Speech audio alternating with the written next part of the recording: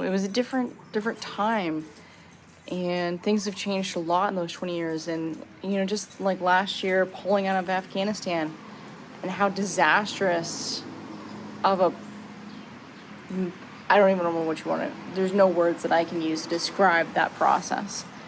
But we lost that war. I mean, people don't really want to say that. We lost the war in Afghanistan.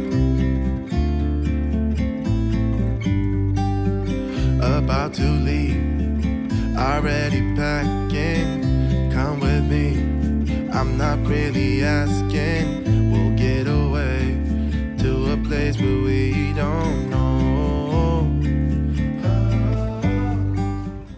Good morning, everyone. Happy, well, not really happy, I guess, but it's 9/11. It's the 21st anniversary of 9/11. I don't know if you guys remember where you were. I remember where I was. I was in high school, and I remember being in science class, and once the news had broke about the first plane, we all just gathered around, and we had this old gigantic TV in the classroom itself. The teacher turned it on, and we just sat there and we were watching it as the second plane crashed in.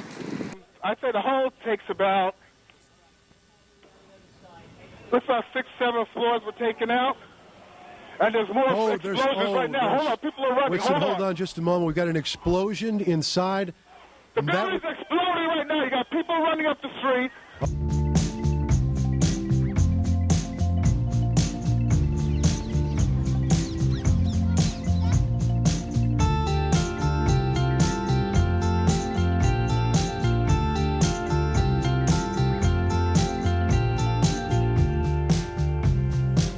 Put it in. For mommy. You can't drink that one though.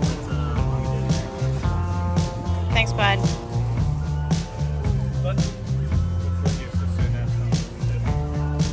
Oh, wow. That's really good.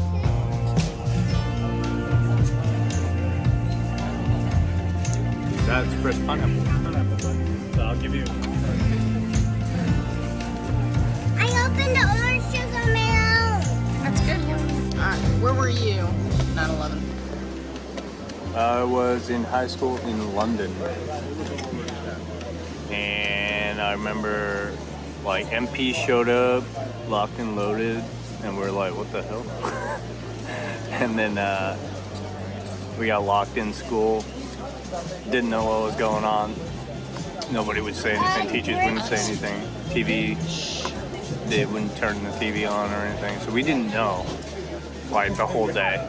And then finally they like rushed us out to our buses, probably because they were trying to figure out what was going on, if anybody else was getting hit. And yeah, so we get in the bus, we asked the bus driver like, what the hell's going on? We still had no clue at this point. And like the teachers, when we left the classroom, they were like, just don't say anything until you get home. Your parents will be at the bus stop waiting for you guys. And we're like, what the hell? And we get to the bus. We asked the bus driver, hey, like, what's going on, dude? Like, and he was like, just shut up. Don't say anything until you get home. Your parents will be at the bus stop. We're like, all right. Well. We get dropped off. All of our parents were there.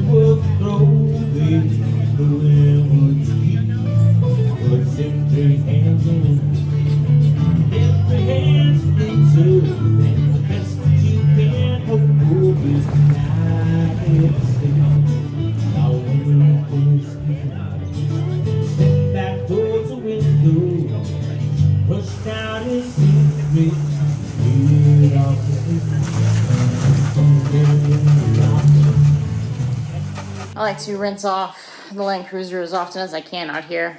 It's so salty. Trying to keep her from resting as much as possible.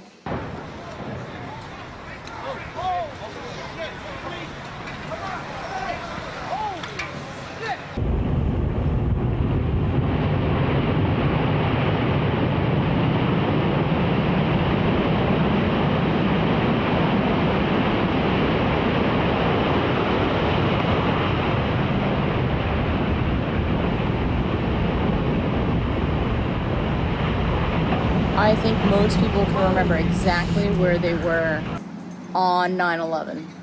And actually, many of John's fellow service members, soldiers, weren't actually born before 9/11. That's just crazy to me. It has been so long that they weren't even alive yet.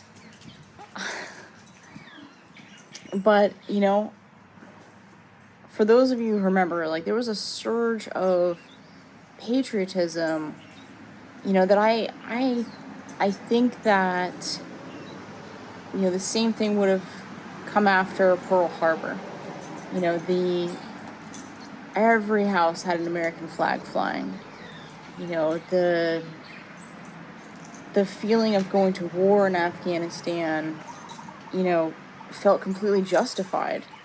You know, and you can always look back at it now and, you know, it was definitely different for Iraq. Iraq is a completely different story, but for Afghanistan, it felt completely justified in what it was. And, you know, for those of us, you know, John and I were in high school at the time, there was a great sense of, you know, kind of like a push or almost like a pull, not necessarily a push, but a pull towards military service. Like you wanted to go and serve your country. Many of us felt that, especially those of us who had parents and grandparents who had served. But, you know, it was a different time, and things have changed a lot in those 20 years. And, you know, just like last year, pulling out of Afghanistan, and how disastrous of a, I don't even know what you want to, there's no words that I can use to describe that process. But we lost that war. I mean, people don't really want to say that. We lost the war in Afghanistan.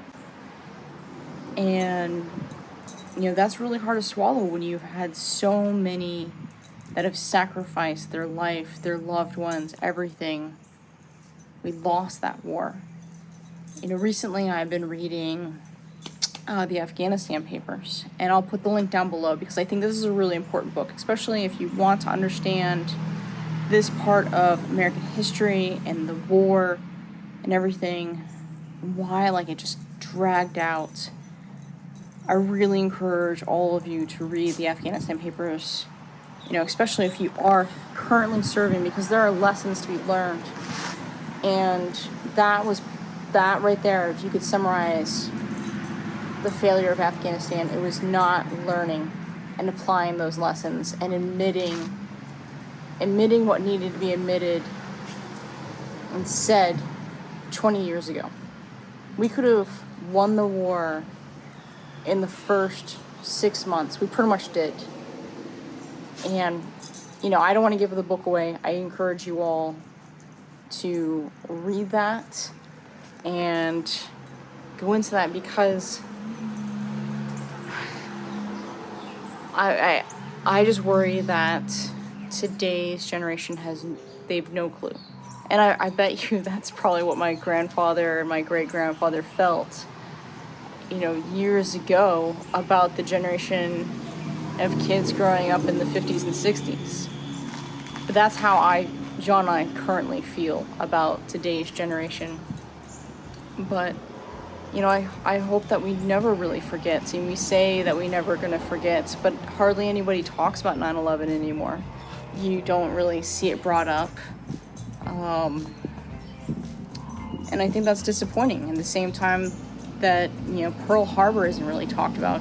You hardly hear anything even from our politicians about it. So I'm just kind of reflecting, gambling on.